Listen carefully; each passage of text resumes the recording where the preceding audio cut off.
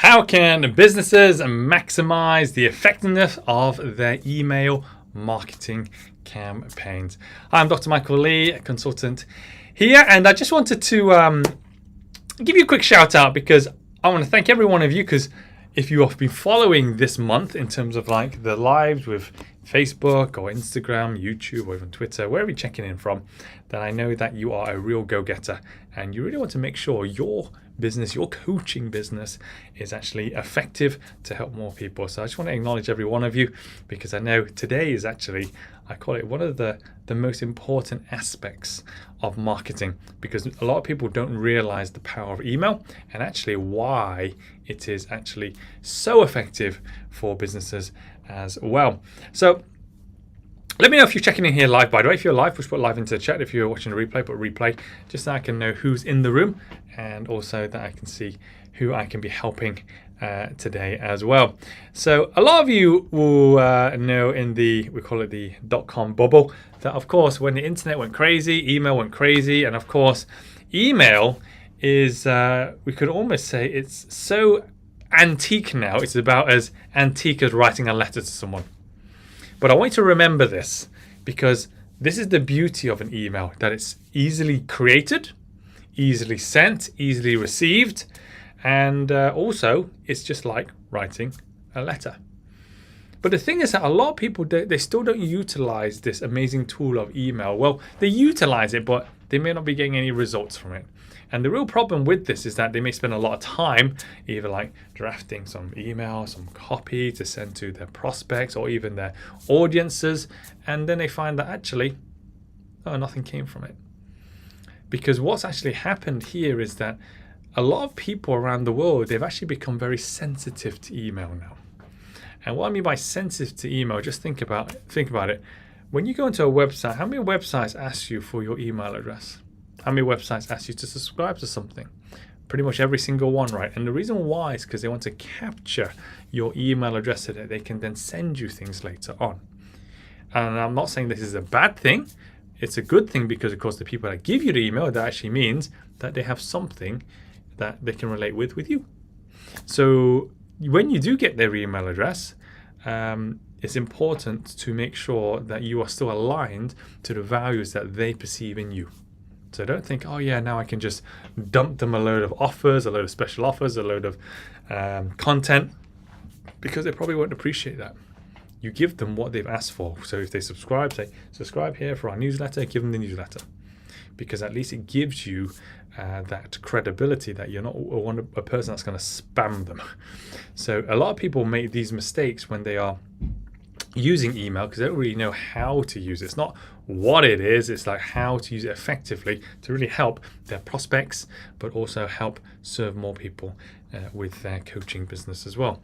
So let me just get to the nitty gritty, that how can actually, like a business owner like yourself, can they utilize the email marketing? So a lot of people don't actually realize that when someone comes to sell a business, one of the critical, we call them measurements here, or assets, is actually email list. And the bigger the email list you have, guess what? The more valuable your business is. Because essentially you're selling on those contacts to the next business owner. And this is why I cannot stress that we're not talking about a subscription model or getting people to subscribe or giving your email. That is actually probably one of the most valuable things. Although you think it's just someone giving an email, that's all it is. No, it's actually, if you wanted to sell your business, you need to give that data over as part of the business, right? And I cannot stress enough, the more emails you have, or the bigger list you have, the better. Because what we tend to say is that every single client you have or on your email list is worth $1 a month. So if you have a bigger list, potentially you can be getting more dollars per month. So this should be where you should be gaining as many contacts as possible. But remember, you can only get those emails by exchanging value for an email. I'll give you this if you give me your email, right? Because that's the only reason why someone would give you their email, if they're going to see value in terms of what you can do. So when I'm talking about, this is the cost to the business. The cost to the business is the contacts, because remember, where does all the money come from? Money comes from other people. And that's why the more people you have, the more opportunities you have to gain more money. Because remember, money is the lifeline of actually your business. Without money, the business won't survive. So you must actually, there has to be this transaction. There's constant transactions here of money, value, money, value, money, value, right? There has to be this transaction.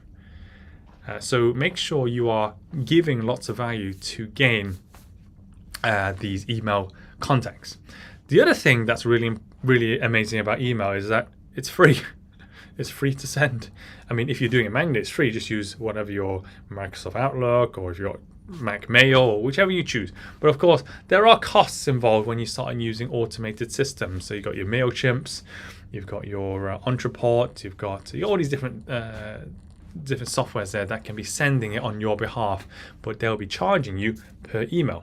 If you send 10,000 emails, we're going to bill you this, and they'll do it on your behalf. All you need to do is create the copy and then set the time and give them the list, right?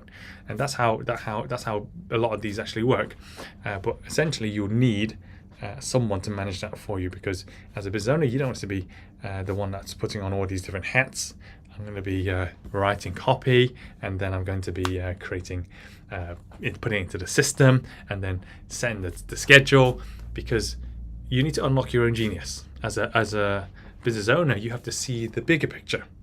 What's the big picture of for your business? Where are you going to be reaching out to these people? So make sure you are doing what you're supposed to be doing rather than what other people should be doing, because if other people can do the task, let them do it. Because a lot of people probably could not do your role as a business owner, because if they could, they'll be managing their own business, right?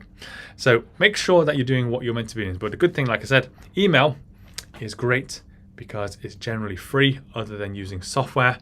And in a way, we're going to answer the main question now, is how to maximize your business and use email effectively.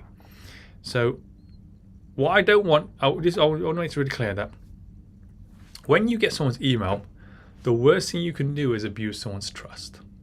Right. And what I mean by abusing someone's trust is suddenly if you gain someone's email and then suddenly just bombard them with a load of offers and try to sell them something, you've abused their trust. I tell you what, they're going to unsubscribe as soon as possible. But what you need to do is, like what I mentioned at the beginning of this live, is that it's like writing a letter to a close friend. You need to gain the connection between you and them. Once you've gained the connection between you and them, then you give them lots of value, then eventually you can give them an offer, because then they trust you. They know you, they like you, they trust you, right? You need all of those things. You cannot jump straight into the deep end and go, hey, I'm going to sell you something. It's a bit like going on a first date and just asking the person you're dating, hey, after this date, we should get married. And they'll say, no thanks. They would run to the hills because it's too much too soon. And it actually creates disconnect rather than connection. So make sure you're doing all the right things at the right time. One of the great things I always find on email, if you have a schedule, it's a bit like posting on social media. There has to be a schedule in terms of a journey. You're giving this journey in everyone who actually absorbs your content. You're giving announcements, you give them value pieces, you give them something they can learn, but also things that they can do. If you say, actually, this is what you learned, and these are the actions for you to do, now go and do them, and let me know how you get on, then of course you're actually coaching online through words, through email, through social media. You can coach it through that. And the great thing is from that is that it doesn't really cost you much time. Because like, for example, me doing this live, it will reach lots of people will view it, but ultimately, I don't need to record this once, right? I just need to show up live once, because now it's what? 25th of August, Friday, 12:39 in the UK for me. I just need to do it once. And once it's done, then everyone else will come back with their responses. And then, yes, I will have a look at the comments. A lot of my team will then also see the comments, and they will also respond as well to help you in terms of what questions you may have. So this is where you need to make sure that when you're going to maximize the email, remember, each email you send, don't think I'm just going to send it for the sake of sending it. Each one that you send is an opportunity to connect a little bit deeper. connect a little bit deeper and a little bit more and a little bit more. Because once you're connecting more and more and more, they like you more, they know you more, they trust you more. When they trust you more because they understand your morals, your values, and then you're reinforcing that you're both aligned, they have a greater chance of actually wanting to be mentored by you, wanted to be taught by you, wanting to know what the next thing is, because they know that you've got the result. You have the result, you have the journey, and you're speaking their language.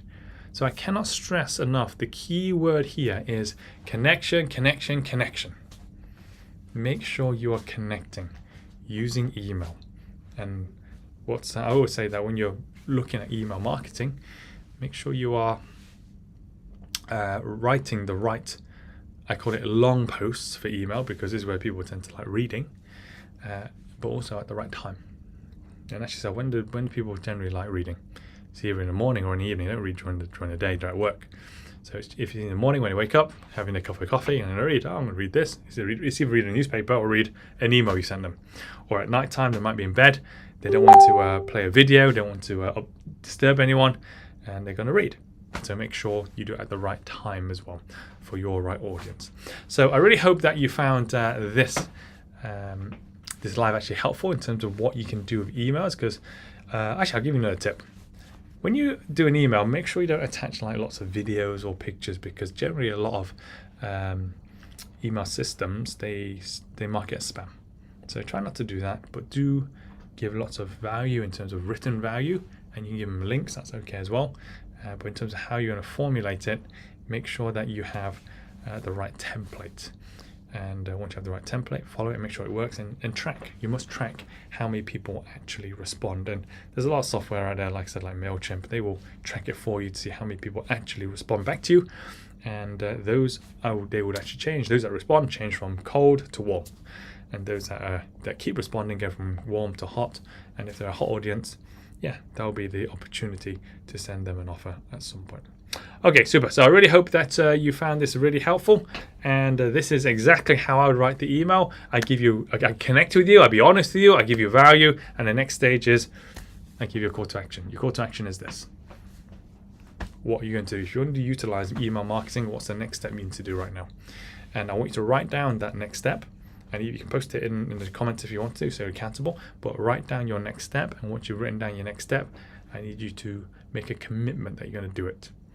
Because this is a famous saying that so many people, they know that actually it takes only 20 hours to learn a skill. So you could learn a skill of emailing. Yeah, I'm not saying 20 hours to master it, but 20 hours to learn it. But the problem is most people spend their entire lifetime not even starting the first hour. So make sure that you start. The hardest thing is starting. Once you started, you get momentum, and then it will get a lot easier moving forward. So again, thank you so much for joining me today, and really looking forward to seeing lots of you utilizing email marketing and making sure that you're serving lots of people around the world.